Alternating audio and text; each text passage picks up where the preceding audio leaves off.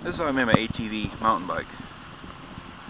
I started off buying the rims and tires, so I know how wide I'd have to go with the hub. Then I took a bicycle hub, cut it in half, and took each end of the bicycle hub and screwed it down to the adapter. And the adapter, I started off with a piece of wood, just a piece of wood carved out with a lathe, real quick. Didn't take more than an hour or so to do that. Less than an hour to measure it all out and get it right. And then I set it all up temporarily with the hub, with the cut in half bicycle hub on the rim, and found out which side, how wide to make the adapter. And then after I had that figured out, then I took it to a relative of mine, and he machined the whole thing out of aluminum by using this pattern to make the hubs. And I used a higher end Shimano hub with disc brake, because you can't stop with any other type of brake, and there really isn't any other brake that would work, be light enough, and you got to keep the weight down as much as possible. That's the biggest problem with this bike, is it's overweight by quite a bit. These are 25 inch in diameter by 8 by whatever the rim is in diameter. I can't remember. But anyway, let's see what the tire here is. It's 25 by 8, and that's a pretty good sized tire. It goes through the muck pretty well, and the mud and ice, and I screw in studs into the knobs here, and you can run on ice just incredibly well. No slipping hardly at all. And you take those studs out in the summertime and put them back in the winter, and it does pretty well. Doesn't do too bad on ice, and snow is not too bad with the studs in it. But this is a pretty old bike, an 8-speed on it. Today you'd want to do a 9 or 10, probably a 10. They keep making better stuff in the upper end on bicycles. 8-speed derailleurs and stuff now aren't nearly as good as in quality as a 9 or 10 speed now. But at the time I thought maybe having a wider chain would be better. I don't know if it is or not. I'm only using like the lowest, probably the lowest 4 gears on here anyway, because of the weight of the bike. And the hub had to be welded first before you finished the machining, before you finished running on the lathe. Then after it's welded, then you put it on the lathe again and take out any imperfections that are in it, and then drill the holes for the lug nuts. And I used lock nuts on here to hold it in place, because I never take this off. This is permanent. It could be, you could cut a lot of extra metal out of this thing if you wanted. I wasn't sure exactly how strong it would have to be, and kind of went overboard on strength. But you can see on the other side over here,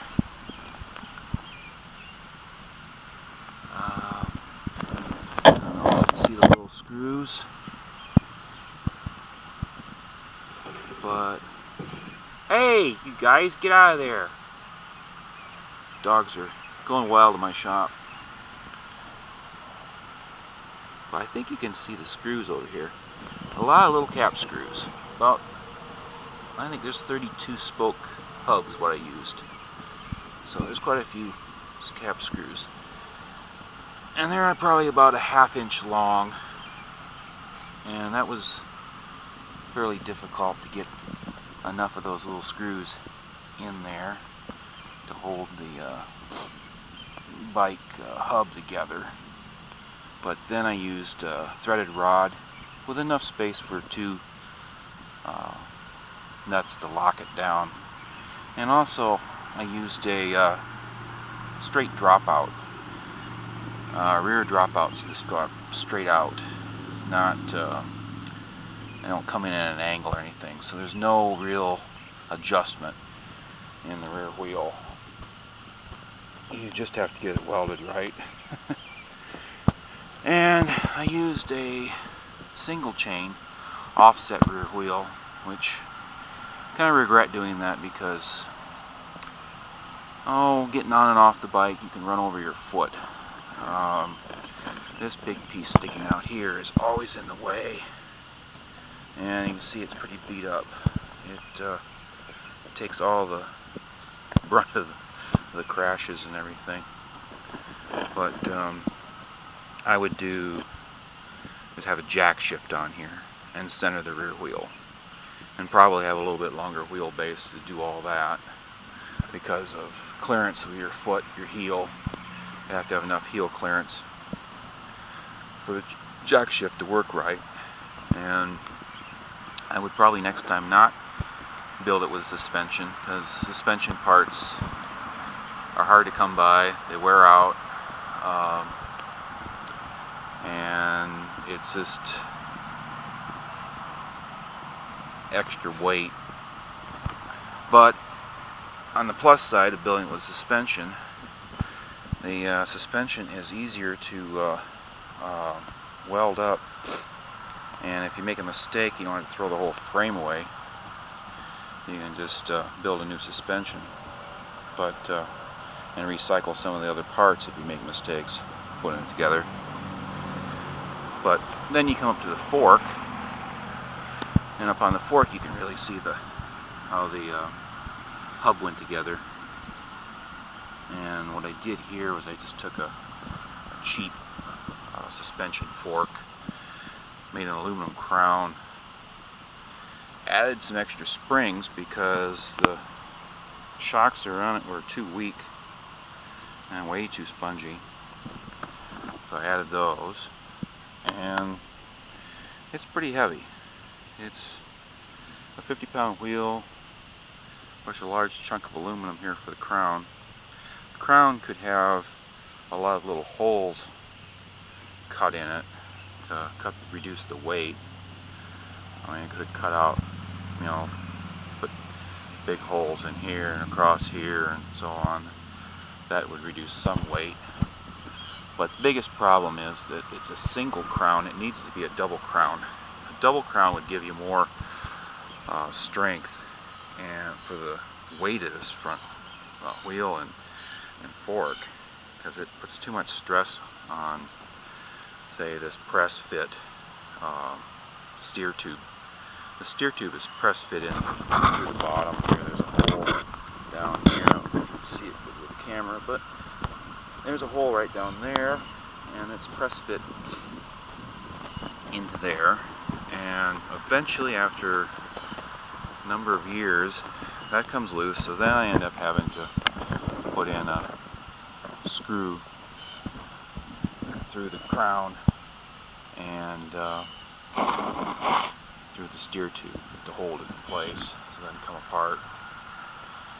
But I'm going to probably have to build a whole new fork if I want to keep using this bike, and I may end up building a whole new bike using these hubs and wheels and stuff, and just building a whole new frame the way I should have built it.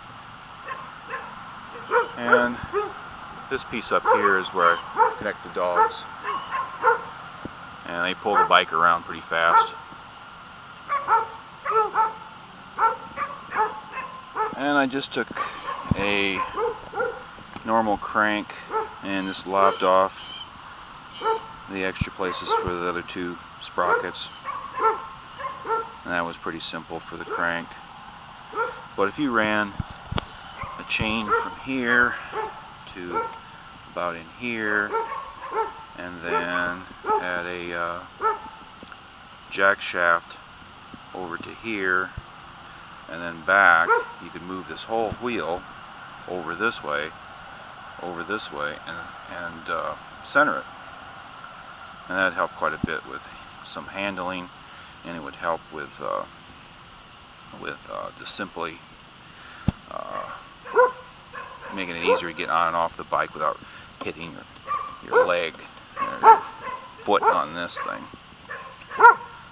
Hey, dogs! Dogs, quiet! I hope this helps you with building yours. The machine work probably at the time was around $1,000, and that seemed to be a pretty good price to have paid to get the hubs made. Making that wooden piece, the pattern, that was important to have because it's easy to explain how you want the hub to look, the size of the hub and everything, and have it all written down and have the little pattern, and should be able to make your own fairly easily. But I think what would work better, the best way to go with one of these ATV bikes, is to use the racing ATV wheels and tires. They're quite a bit lighter. They're smaller in diameter, but they're so much lighter than what this is. This is like, 50 pounds for just wheels and tires, and so you pretty much have a bike that's close to 100 pounds when you're done, and that's pretty heavy to haul around. It works alright with the dogs. I can go almost like a regular mountain bike with 4 dogs pulling it, but I think if you started off with the racing ATV tires, you'd probably be better off. Then you'd have to redesign the whole frame completely to accommodate the smaller diameter wheels. So you might have to, might be easier to start with a suspension frame for that, and then just make the frame come down lower, make the axle come down lower to where the wheels are at, and keep your crank at the same height. And then you'd have to make longer suspension forks for something like that. But I think it would be well worth it to use the lighter weight wheels. The weight problem is the biggest problem I have with this bike.